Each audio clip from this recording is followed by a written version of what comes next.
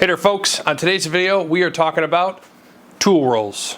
Before I get into everything that I've got packed inside this tool roll, if you like tools, EDC, and do-it-yourself projects, be sure to hit that subscribe button.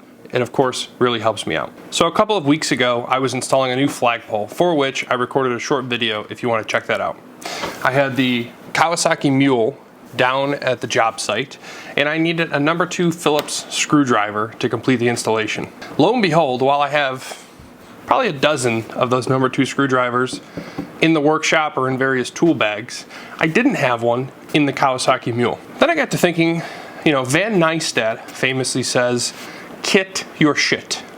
And what he means by that is that you shouldn't rob Peter to pay Paul, meaning if you have a number 2 Phillips screwdriver in your workbench, you shouldn't take that and then put it in the Mule, because then when you go to look for it in the workbench and it's not there, you'll never remember where it was. So then I started thinking, I picked up this tool roll from Carhartt a couple months ago. It didn't have a real purpose for it, but it was on sale, and I was like, you know what?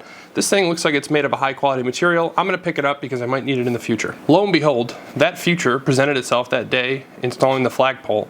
And I said, you know what? I am gonna fill this thing with some common tools such that if I'm using the Mule and I need a tool, I won't necessarily have to come all the way back to the workshop just to grab it. The tools that go in this roll will stay in here permanently. We won't rob Peter to pay Paul, right? I won't take the screwdriver out of here and use it on the boat. That has its own toolkit. I won't take the pliers out of the boat to use it in the house. That has its own toolkit. And so while this might seem a little bit repetitive or duplicative, it's nice because you can assure yourself that you always have the tools that you need in the pack that you put them in. Now, I didn't want to go out to Home Depot and buy Milwaukee tools. I certainly didn't want to go buy Snap-on tools. I wanted something cheap because in truth, these aren't going to get used all that often. Where do we buy tools that are cheap? We're not super worried about losing them or breaking them, and they're of a questionable quality? Harbor Freight. So I went to Harbor Freight. I spent $53.66. Some of what I bought isn't for the tool roll, but today, as I'm going through everything that I did buy and that will go into the tool roll, I'll be sure to tell you the price. So first things first, I got this set of multi-purpose scissors. These are only 99 cents. I didn't go into Harbor Freight thinking to myself, you know what I need for this toolkit? A pair of scissors. But at 99 cents, you can't go wrong. Next, I picked up a set of stainless steel tweezers. Now this, you're probably definitely wondering, Peter, why do you need stainless steel tweezers in this kit, which is meant to solve general purpose problems, and these are more of a specialty tool? I'll tell you why. On another recent project where I was bringing back to life that mounting plate on the boat, when I went to unscrew the mounting plate to bring it up to the shop and wire wheel it and paint it, there was a very, very small rock or little pebble inside of the screw such that I couldn't get it undone. So what did I do? I drove all the way back up to the garage. I grabbed a set of tweezers, brought those back down, took the rock out, took the screw out. And I said to myself, for $5.99, I don't think you can go wrong. Next up, I got this 2-pack of folding hex keys.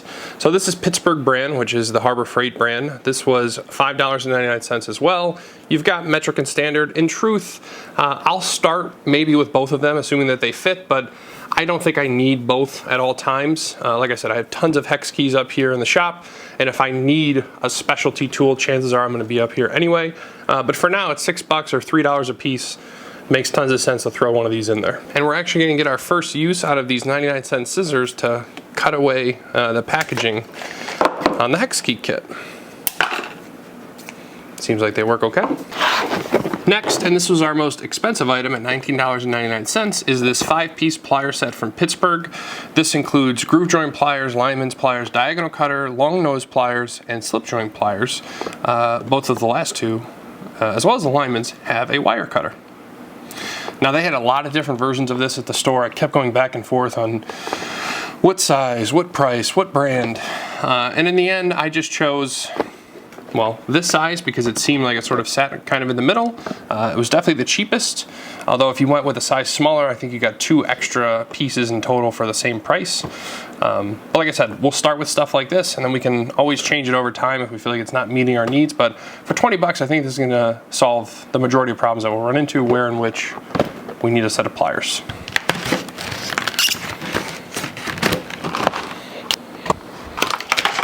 Next, I found a set of super glue. I got 3 packages in here for 87 cents.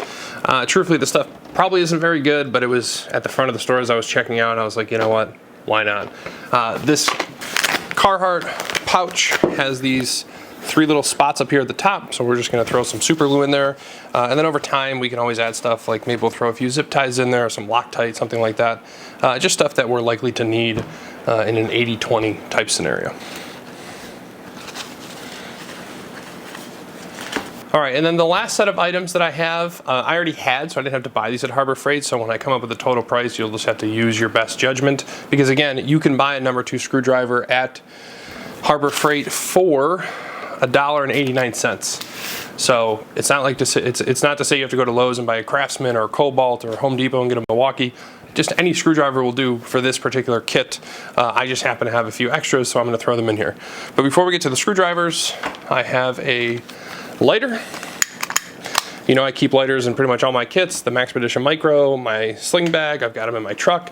Now I'll have one in here. This is actually probably going to get the most use of any of those lighters, because when we're lighting campfires and such, we're going to need this. And what's nice about that lighter with its flexible tip is that it can actually take up 2 spots, which is not good if you're looking to use every last spot in here, but it's good in the sense that it shouldn't fall out. Screwdriver wise, I've got a number 2 Phillips. This is a slightly smaller, but I think still number 2 Phillips.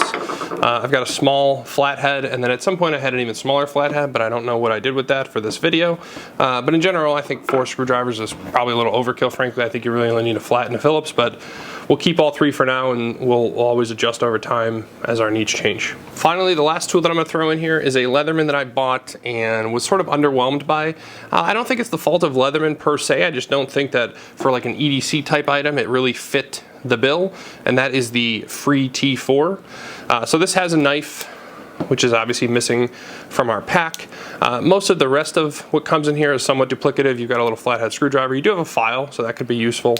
And then on the other side, you've got a Phillips screwdriver, an awl, and a small pair of scissors. So I'm throwing this in there because it was sitting in a workbench really doing nothing. I don't carry this with me, so it seemed like it would make more sense in this pack than anywhere else. So there you have it, folks. This is our complete Carhartt Tool Roll.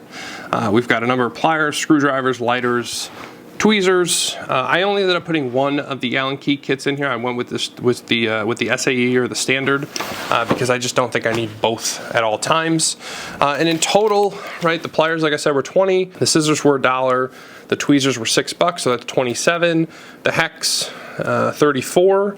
And super glue, 87 cents for 3 of them, so 35 bucks. Obviously the Leatherman I already had, and I wouldn't even recommend it for this, right? If I just wanted something to cut with, I would just throw like a box cutter in here, but I had it, so I used it. This lighter is cheap, and then these screwdrivers, like I said, you could buy 2 screwdrivers at Harbor Freight, flat and Phillips, $2 each, and be done with it. So now the real final test, of course, is will this thing actually fold up and snap shut? I feel pretty good about it. Let's see. There's 1. There's 2, and guess what? We still have plenty of slack in these strap lines, so I think you could add even bulkier items in here. But for now, I feel pretty good. So this thing's got a nice little handle on it. I'm going to place it in the frunk of the Kawasaki Mule, and it'll sit there for when I need it. You know, if you exclude the cost of the roll itself, because I'm sure you can get cheaper tool rolls. I think I paid $25 for this one from Carhartt. You know, the tools that we have in here, you could probably make this whole kit for less than $50, right? And I think for 50 bucks, sort of an on-the-go tool roll like this that can get you out of a lot of different situations is pretty useful. So let me know what you think. Is this something that you would build for yourself? Why or why not? Be sure to like, comment, and subscribe, and I'll see you on the next video.